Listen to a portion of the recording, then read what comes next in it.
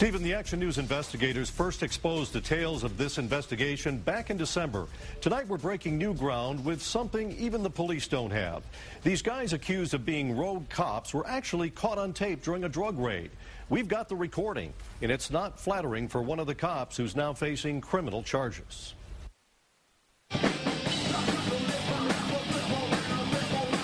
You're watching a performance by a rock band called One, Others Not Equal.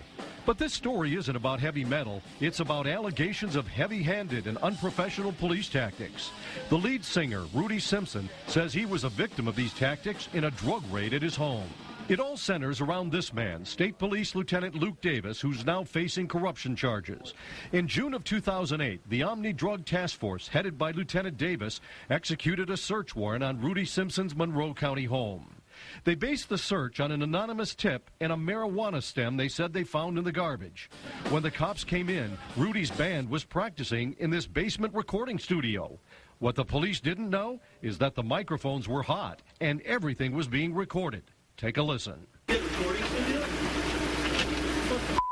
Hope they're not mixing. But they were mixing, and two cops take turns singing on the mic, not knowing the whole thing is being recorded. I love rock and roll. Looking back on the memory.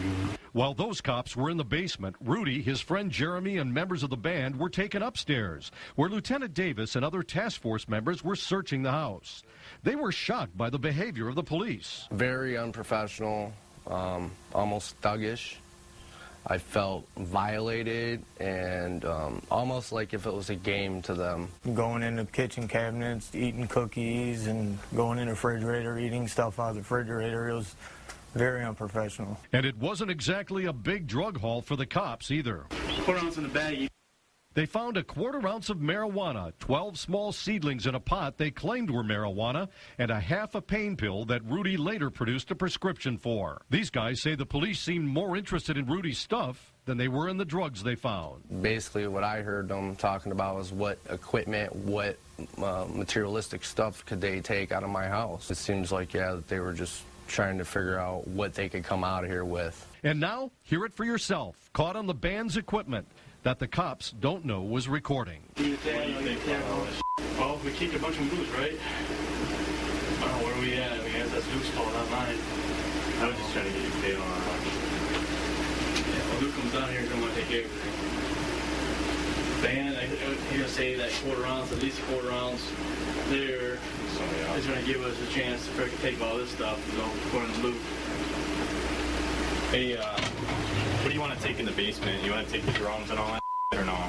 The police wound up taking 3 pages worth of stuff from the house, including some of Rudy's personal property, a 52-inch flat-screen TV, a DVD player, 2 computers, a camera, and a bunch of DVDs. Under the law, police are only supposed to confiscate property that was purchased with money earned from drug sales. Rudy admits he was smoking pot, but what evidence did they have that he was selling drugs? There was none. There was no sales. There was no undercover cops. There was nothing on paper. It was basically an anonymous tip, they said. The Luke Davis corruption charges raise serious questions not only about the conduct of police officers, but also about Michigan's drug forfeiture laws. This report from a group called the Institute for Justice, Policing for Profit, rates all the states for their forfeiture laws. Michigan gets a D-. In Michigan, in a drug raid, they can take your property just with probable cause. In a lot of states, the burden is a lot higher, proof beyond a reasonable doubt. What drives a lot of the forfeiture abuse in Michigan is the fact that under state law enforcement is entitled to keep 100% of all the property that they seize. In Michigan, they can even take your property without charging you with a crime. And I've learned that's what investigators are alleging happened in the Luke Davis case. Rudy Simpson was charged for the marijuana and a half a pain pill, even though he had a prescription for the pain pill. Simpson had another marijuana charge from 10 years earlier, and he says the prosecutor was playing hardball. You either take the charge for the half Loracet from the prescription I had, or we're going to hit you as habitual, and you're looking at prison time for a quarter ounce of weed. Rudy Simpson says he had no choice. He pled guilty and did some time in a halfway house. He says he decided to come forward and tell his story to Channel 7 after seeing our investigation on Luke Davis back in December. Rudy Simpson claims the Omni Narcotics crew also took $400 cash and a gold ring that was never even listed on the search warrant return. That allegation was denied by the prosecutor in court records. Where was the stuff they were taking going? Well, according to the charges that came down today, Luke Davis's friend was holding sales, selling this stuff, and then they were splitting the proceeds. Garage sales. That's what they're saying, yeah, and it's supposed to be going into the police department to fight drugs and into the prosecutor's office. And we'll see what happens when this case goes to court. You continue to follow it, and we'll be ready for your reports. Thank you so much, Scott.